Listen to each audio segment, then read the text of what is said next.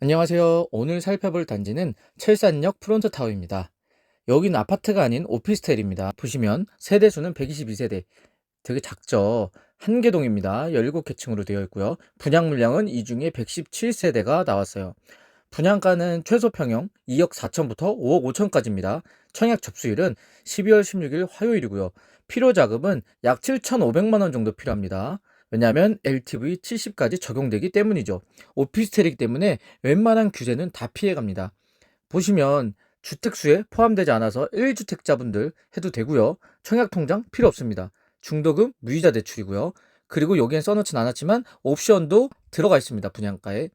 그래서 시세 차익 보시면 사실 오피스텔이다 보니 시세 차익보다는 임대 수익 위주로 봐야 되죠. 오피스텔을 보통 받으시는 분들은 대부분 이제 월세 수익을 노리시는데 공실이 나면 그만큼 손해인데 여기 입지를 보시면 사실 공실이 나기엔 쉽지 않은 위치입니다. 그래서 순서는 이렇게 보려고 해요. 단지 정보 보고요. 청약 정보 한번 보고요. 배치도, 평면도, 작은 계획, 시세 파악, 입지까지 한번 봐보겠습니다. 이제 기본적인 청약 정보를 보겠습니다. 일정을 보시면 12월 16일 화요일 날 청약 신청을 하고요. 당첨 발표는 11월 19일 금요일, 바로 3일 후에 나죠. 그리고 계약 체결은 그 다음 날인 토요일부터 시작합니다. 3일간. 자, 청약 신청금은 300만 원 듭니다. 300만 원만 있으면 누구나 청약홈 홈페이지에서 지원을 할 수 있고요. 청약 통장 필요 없습니다. 당첨 후 계약하지 않아도 어떠한 불이득이 없어요. 300만 원 돌려받을 수 있고요. 그리고 제일 중요한 전매 제한은 소유권 이전 등기 후에 전매를 할 수 있습니다. 자, 저희가 제일 궁금해하는 어떠한 혜택이 있고 어떠한 규제가 있나 한번 살펴보죠. 자, 1015 주택시장 안정화 대책에 보시면 오피스텔이라 다 포함되지 않아요. 왜냐? 지금 60제곱미터 이하로만 되어 있죠. 그리고 6억 미만이죠. 그렇기 때문에 주택수에 포함되지 않습니다. 1주택자도 다주택 중과가 안 돼서 8%대 취득세가 아닌 똑같이 4.6%의 취득세가 듭니다. 그리고 당첨 후 취소돼도 어떠한 불이득이 없고요. 청약통장을 사용하지 않아요. 그리고 중도금 대출이 무이자입니다. 옵션이 다 포함된 금액이에요. 분양가에 에어컨이나 세탁기나 뭐 에어드레서 등 대부분 옵션이 다 포함되어 있습니다. 그리고 전매는 소유권 이전 등기 전 불가하다는 점. 그리고 잔금 대출은 LTV 70%까지 가능합니다. 여기서 보시면 자금 조달 계획서 필요 없죠. 오피스텔이기 때문에 실거주 의무도 없습니다. 그래서 정말 좋죠. 자, 그럼 이제 공급 면적과 물량을 한번 봐보겠습니다. A, B, C, D 타입이 있죠. A부터 보시면 전용 면적이 20 정도 나옵니다. B는 26, C는 37, D는 53. 자, 이 면적을 보고 아파트 전용 면적과 비슷하다라고 생각하시면 안 돼요. 오피스텔은 발코니가 없습니다. 발코니. 요 발코니 면적이 없어요. 아파트는 요 발코니 면적이 있어서 요거를 확장해서 더 넓게 쓰잖아요. 하지만 오피스텔은 요 발코니가 없기 때문에 같은 전용 면적이어도 훨씬 작습니다. 그래서 요 D타입인 53. 요 정도면 아파트로 따지면 원래는 한 22평 정도 나와야 되는데 요 전용 면적으로 똑같은 아파트 평형으로 비교하면 아파트 기준 17평입니다. 자, 전용 37 정도 같은 경우에는 아파트 기준 12평. 그리고 26 타입 같은 경우에는 아파트 기준 8평. 자, 20 타입은 한 5평 정도 되겠죠. 원룸이니까. 자, 그리고 여기를 보시면 ABCD 모두 거주자 우선에 20%를 배정하고요. 일반 공급으로 80%를 배정합니다. 이 말인즉슨 뭐냐? 광명시에 거주하시는 분들 위주로 20%를 당첨하고요. 그리고 여기에서 낙첨된 사람 플러스 일반 공급에 지원한 사람들을 합쳐서 이렇게 80%를 공급합니다. 여기는 가점제 뭐 없고요. 무조건 100% 추첨이라는 점. 그리고 뭐 특별 공급 이런 거 없습니다. 모두 100% 추첨으로만 합니다. 그리고 나뉘는 건 거주자 우선과 일반 공급 이렇게만 나뉘고요. 자, 이제 배치도를 한번 가져와 봤어요. 여기가 지금 보이시는 게 프론트 타워고요. 지금 대로변에 있죠. 그리고 여긴 나와 있지 않지만 여기 부근에 지하철역이 있습니다. 그래서 상당히 가까운 위치예요. 기본적으로 북동향과 남서향을 보게끔 배치되어 있습니다. 동도 한 동밖에 없고요. 자, 보시면 20A 가장 작은 평형이 요 지금 주황색이죠. 주황색은 북동향, 남동향 둘 다 보게 됩니다. 여기 좌측에 나와 있는 건 1층부터 9층짜리 배치도고요. 우측은 10층부터 17층짜리 배치도입니다. 지금 요 좌측에 요호 라인, 그리고 요호 라인. 자, 1층부터 9층은 26B 타입과 20A 타입이 여기를 쓴다면, 자, 고층 10층부터 17층은 요 두 호 라인이 합쳐져서 53 타입으로 바뀌었죠. 요 두 개만 다릅니다. 지금 20 타입은 남서양, 북동양 둘 다 보유하고 있어요. 하지만 요 26B 타입, 그리고 37C 타입, 그리고 53D 타입, 이렇게 보시면 요 세 타입은 모두 북동양을 갖고 있습니다. 그래서 남서양을 보는 타입은 제일 극소형 평형인 20A 타입밖에 없다는 거. 그리고 중요한 게 요 앞에 저층 건물이 있어요. 그러다 보니 요 세 개 정도 라인은 저층이면 요 앞에 건물 때문에 살짝 가리겠죠. 근데 요 앞이 저층이기 때문에 한 6층 이상이면 웬만하면 뷰가 시원시원하게 뚫릴 겁니다. 사실 요 북동향도 뷰가 굉장히 좋아요. 도로변으로 뻥뷰가 나오는데 문제는 북동향이라는 거. 그게 좀 걸리죠. 그래서 모두 복도식 구조고요. 제일 좋은 거는 저도 사실 1주택자지만 임대 수익으로 월세를 바라시는 분들은 대부분 원룸형을 하시는 게 부담이 덜하고 좋죠. 20A 타입 중에 고층 남서향을 받는 게 가장 베스트라고 여겨집니다. 자, 이제 평면도를 봐보겠습니다. 먼저 전용 20 타입. 자, 원룸이죠. 딱 봐도 정말 좁아 보입니다.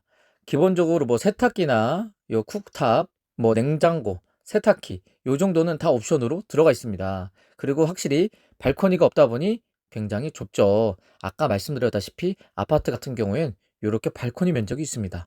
그래서 요거까지 해서 같은 전용 면적임에도 훨씬 더 넓게 빠지겠죠.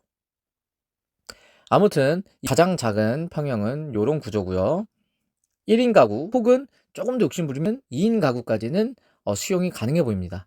아까 말씀드렸다시피 자, 여기 라인 중고층을 배정받는 게 가장 좋죠. 남서양 뷰고요. 전용 26을 보시면 아까랑 비슷한데 여기 방 하나가 더 딸렸습니다. 즉 거실 플러스 방 하나 구조입니다. 거실 플러스 방 하나 구조. 그리고 여기는 여기에만 위치해 있어요. 무조건 북동향을 바라봅니다. 기본적으로 쿡탑, 여기 옷장 있고요. 여기 세탁기나 냉장고가 들어갈 거고요. 그래서 기본적으로 웬만한 옵션은 다 들어간다는 거. 여기는 그래도 한 2인 가구 괜찮아 보이네요. 자, 그리고 전용 37. 여기는 보시면 여기에만 위치해 있죠. 그나마 좀 넓게 빠졌습니다. 아파트 기준 12평인데 거실이 이렇게 있고요. 그리고 보시면 주방하고 거실이 나름 좀 분리되어 있죠. 여기 식탁도 놓을 자리가 있고요. 여기는 안방, 여기는 작은 방. 이렇게 해서 진짜 욕심을 부리면 3인 가족도 가능해 보입니다. 그리고 마지막 전용 53. 여기는 위치가 여기죠. 중고층에만 위치한 이곳. 무조건 북동향을 보고요. 여기도 보시면 들어오자마자 여기가 주방 있고요. 여기가 거실이 되겠죠. 그리고 여기가 안방, 여기가 작은 방. 여기는 보시면 전용 37이나 전용 53은 투베이입니다. 투베이. 그래서 월세뿐만이 아니라 전세까지도 놓을 수 있는 어, 면적이고요. 그래도 아파트 대비 발코니 면적이 없다 보니 상당히 좁아 보입니다. 화장실도 한 개고요. 그래서 좀 욕심 부리면 여기도 3인 가구까지 가능하다. 이렇게 보시면 될 것 같습니다. 자, 총 소요 비용을 한번 따져보겠는데 여기는 처음에 계약금 10%를 내고요. 중도금 50%, 잔금 40%입니다. 자, 이 중도금 50%는 무이자입니다. 그렇기 때문에 내가 계약금 10% 내고 잔금 낼 때까지 내가 내야 되는 돈이 아무것도 없습니다.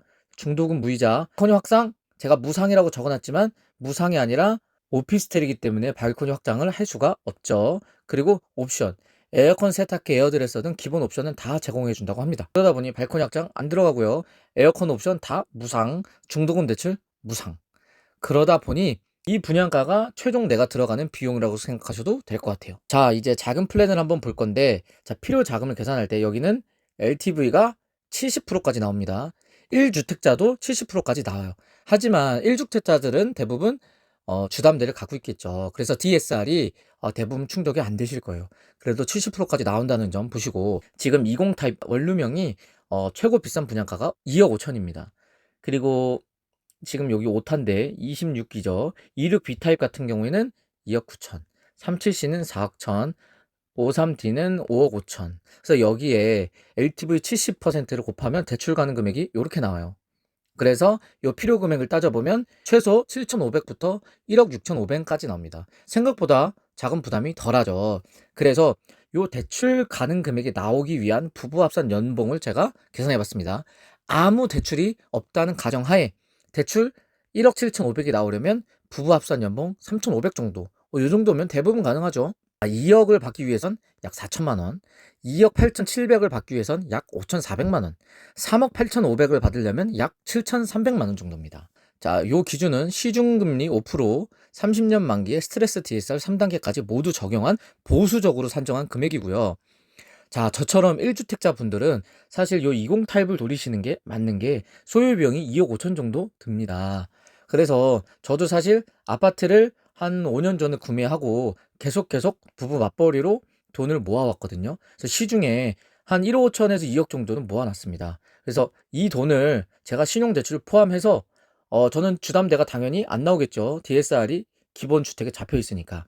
그래서 제가 남는 여유 금액으로 여기를 넣게 되면 그래도 은행 이자보다는 임대료를 더 받을 수 있겠죠. 그리고 중도금 대출이나 옵션이 다 무상 제공되기 때문에 요 2억 5천이란 금액이 순수 내 투자 금액이 되는 겁니다. 물론 여기 취득세 4.4%는 빠집니다.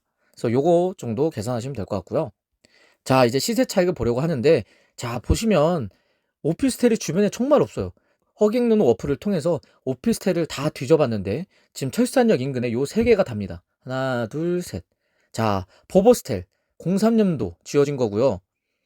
11평이 9천만 원 정도 됩니다. 그리고 흥신, 자, 99년에 지어진 오피스텔이죠. 지금 18평, 이 7천만 원 정도입니다. 상당히 저렴하죠. 미성 아이테크빌, 바로 요거죠. 요거는 03년도에 지어졌는데 20평이 1억 8천 정도. 자, 사실 요 철산역 프론트 타워와 비교 자체가 안 됩니다. 지금 그나마 버버셀이 03년도에 입주한 건데 연식이 거의 20년 차이가 나죠.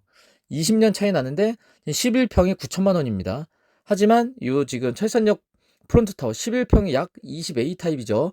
20A 타입이 지금 분양가가 2억 5천 정도인데 요 보보스텔 03년도 11평짜리가 9천만 원이다. 약 1억 5천만 원 정도 차이가 나는데 연식이 20년 정도 차이입니다. 그래서 좀 보수적으로 보면 현재 시세랑 비슷하게 분양했다.